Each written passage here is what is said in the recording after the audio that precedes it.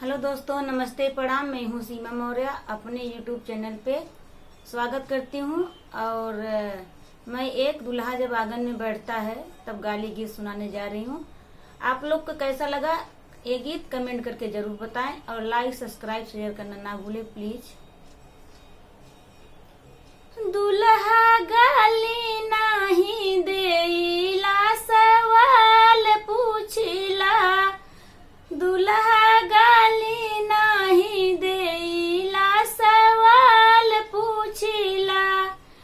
तोहरा मम्मी है कुंवार, हमरा पापा चाहिला। तोहरा मम्मी है कुंवार, हमरा पापा चाहिला। दूल्हा गाली नाही देला, सवाल पूछिला। दूल्हा गाली नाही देला, सवाल पूछिला।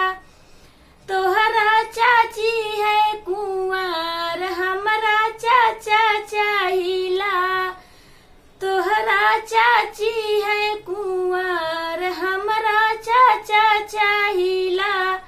दूल्हा गाली नाही देला, सवाल पूछिला। दूल्हा गाली नाही देला, सवाल पूछिला। तोहरा दीदी है कुंवार, हमरा भैया चाहिला। तोहरा दीदी है कुंवार, हमरा भैया चाहिला। दूल्हा गाली नाही देला, सवाल पूछिला। दूल्हा गाली नाही देला, सवाल पूछिला। तो ये गाली गीत कैसा लगा कमेंट करके जरूर बताएं।